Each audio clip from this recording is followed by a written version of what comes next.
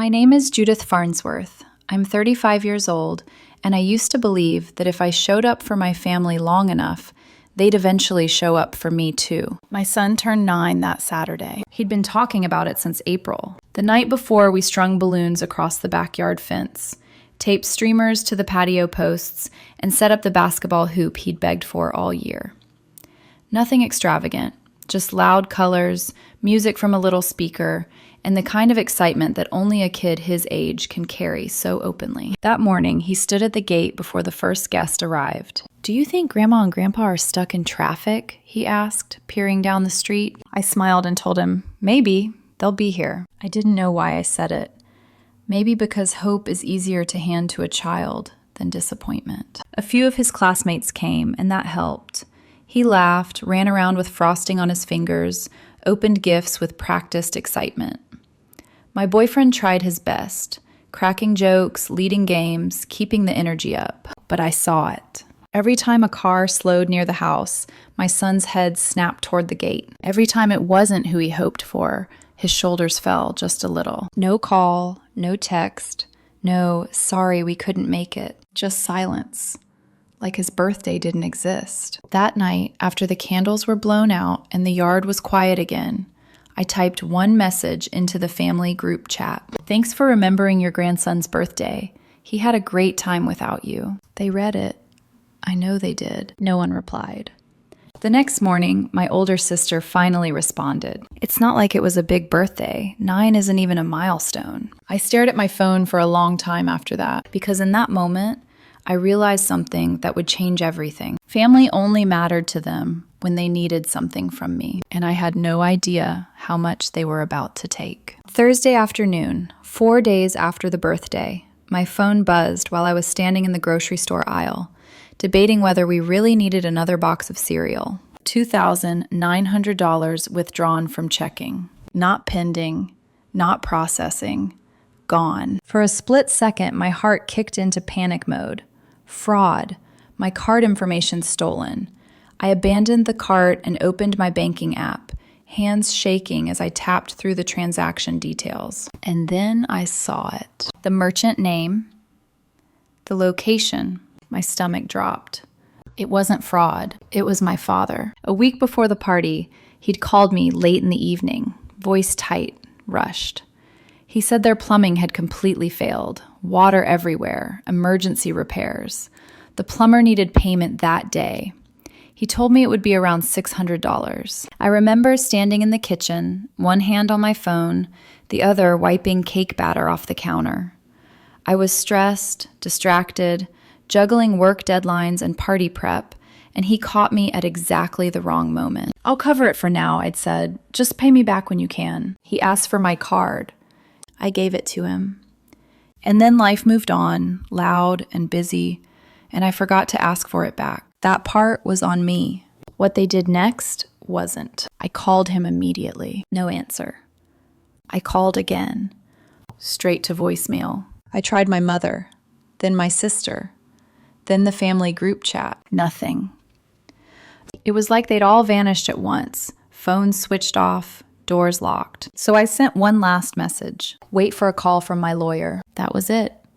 No accusations, no insults. 10 minutes later, my phone exploded. Voice messages flooded in from my sister, her tone shrill and panicked, talking over herself, accusing me of taking things too far. Missed calls from my dad stacked up, one after another. My mother finally texted privately. "Don't do anything crazy. We were going to explain."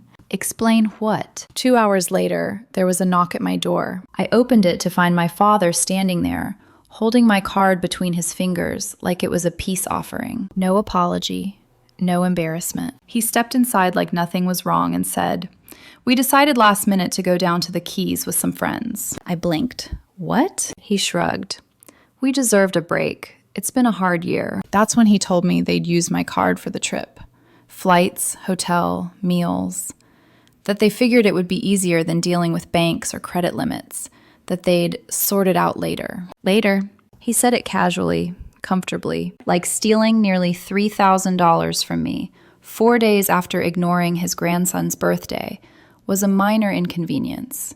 not a betrayal. I thought you'd understand, he added, like that settled it. I stood there in the doorway, listening to him justify it, watching his face for even a flicker of shame. There was none.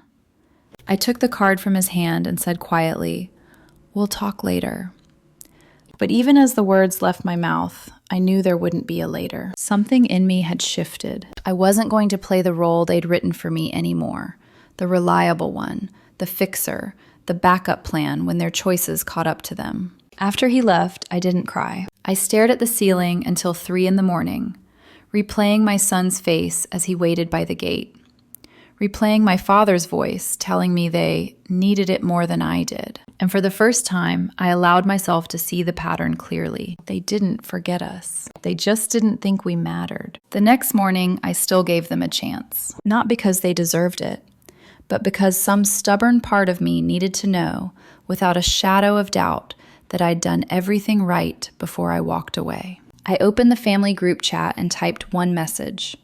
No threats, no sarcasm, just facts. You spent $2,900 that wasn't yours. I need it returned by Friday. I watched the little seen check marks appear. My sister saw it first. She didn't reply. My mother answered hours later. We'll work something out after the trip. It's been a hard year, Judith. We're not in a good place. They were in the Keys. That same month, they'd asked me to help with new kitchen appliances because theirs had finally given out. I paid for a dishwasher and stove, $1,600 from my own account.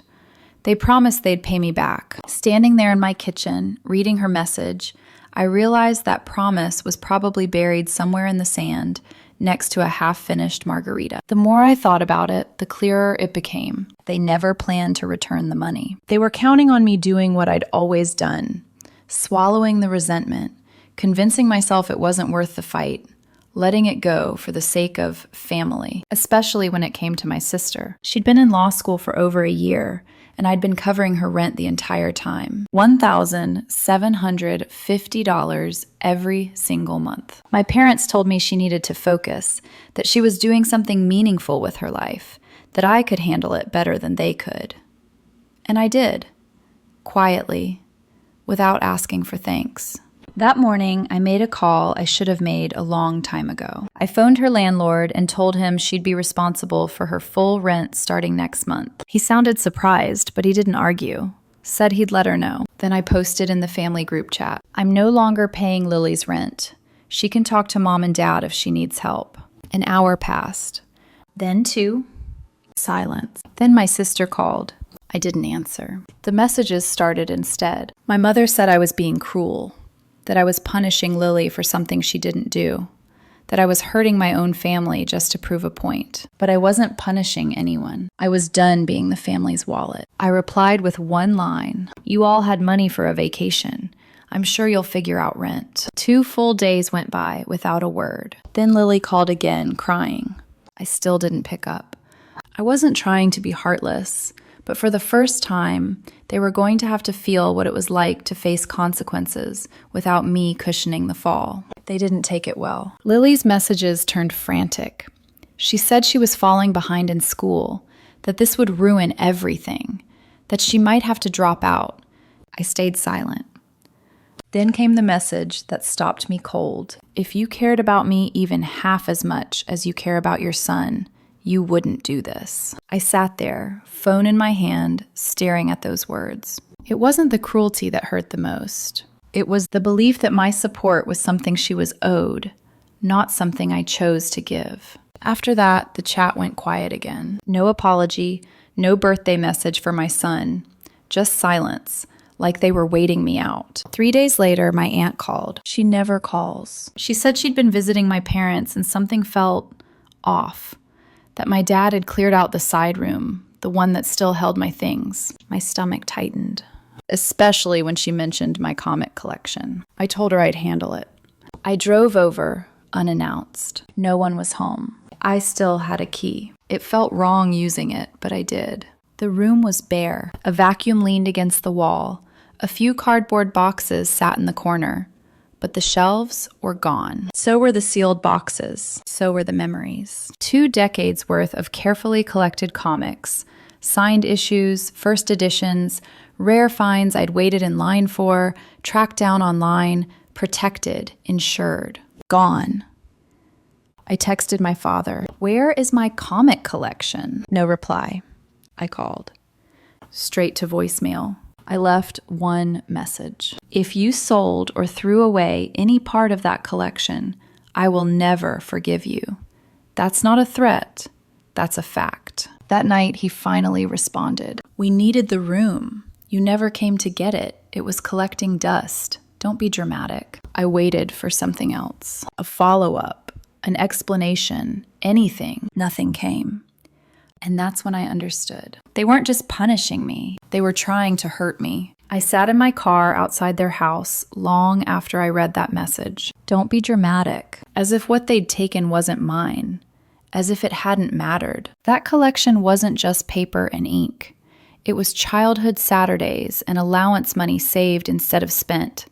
It was standing in line at conventions, carefully sliding sleeves over covers, learning how to protect something because no one else ever had.